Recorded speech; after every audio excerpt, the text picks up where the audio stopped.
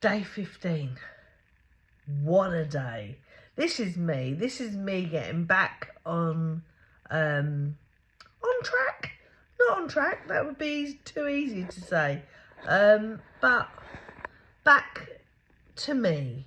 So basically, what have I done today? I'm like literally just pausing Coronation Street because I'm catching up with Coronation Street. So get up.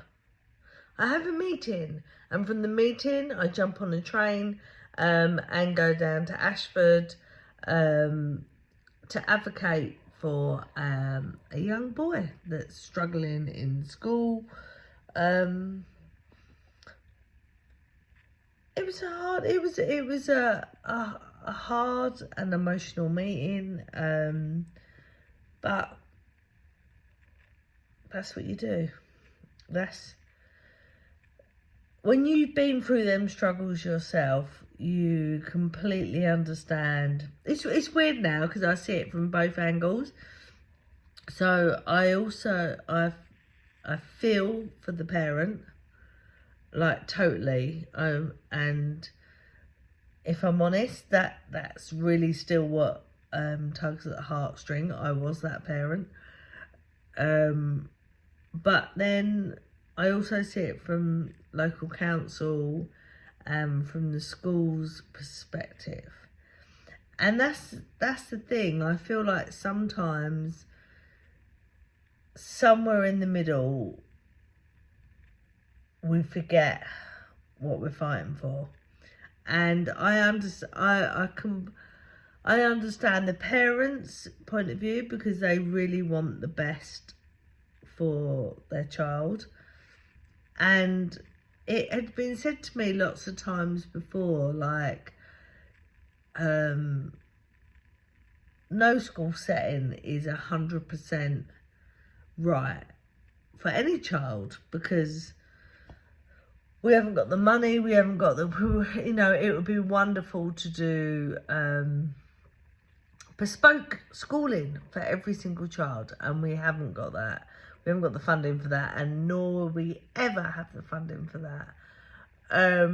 So on some levels, I completely understand that if the majority aren't getting the schooling that they need, then it would be very wrong to then prioritize special needs children. And I get that, like I'm very torn, but I don't think that it actually even comes down to that.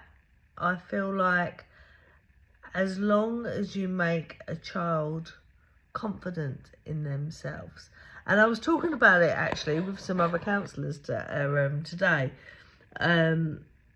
that if you look at Finland and places like that, the emphasis is on a child being confident in themselves and being comfortable in their own skin.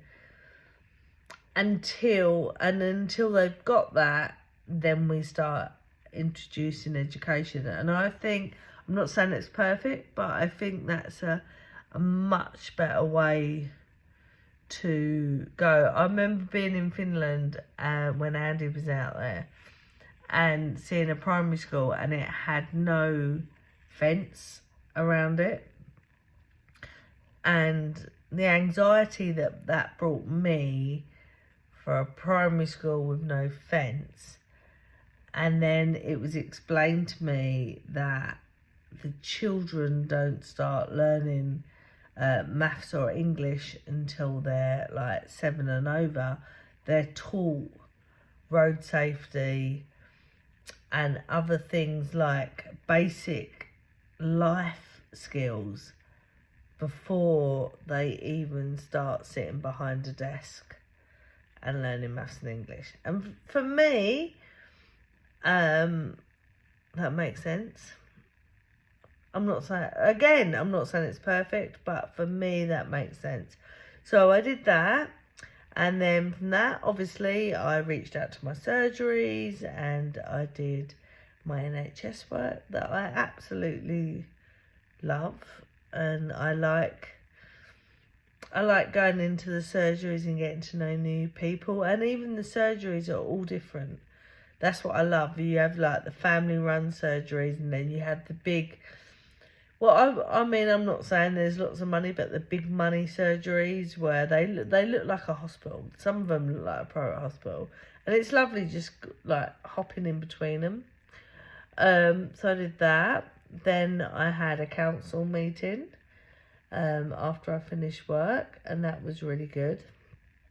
And then I had a bath, and as many people know out there that I have a bath, and then my creative thought processes start, and I'm in the process of writing a new set, and I'm really proud of this set, and I want to be proud of it, and I want it to work, so that's good. And then after I got out of the bath, I started discussing the future of Rachel, and we sat down and we started writing a business plan for Rach to start her own dog therapy company.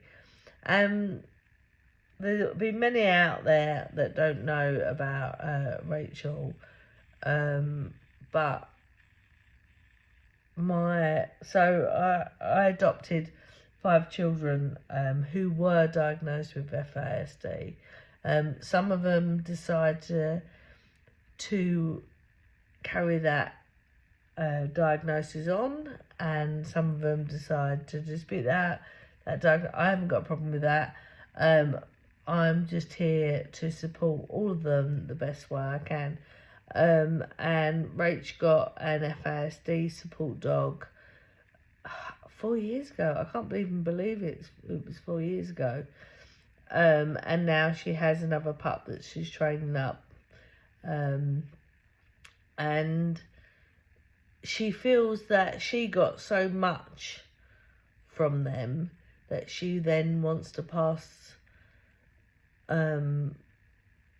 what she's got and the confidence they've given her, and just she feels that they give so much that she wants to share this with other people, whether that be young people, older people, people with brain damage. She wants to do this, and I personally think this is a really positive move in the right direction. As Jan has said, that this is her. I think this is Rachel's brilliant. She has never really connected with other human beings. I think human beings ask too much of her. And I know this is really common in the autistic pathway, as people know that Rachel has a diagnosis of FASD, but because of the FASD diagnosis, she also meets the criteria for autism and ADHD. But we know that the damage, if you like, was caused by prenatal exposure to alcohol. So I'm excited. Today I'm going, and then I just watched EastEnders just to calm down and get myself into a state ready to go to bed. And it was Sal's funeral, and they mentioned on the buses and everything, blah blah, and it just made me really nostalgic. And I know I have said this many times, but I just want to put this out there as a living will, that I'm not sure if I want a cremation or I want a simple cremation, but whatever we have to celebrate my life, I want Last Kiss by Chas and Dave as my song, as my memory song. That's what I want.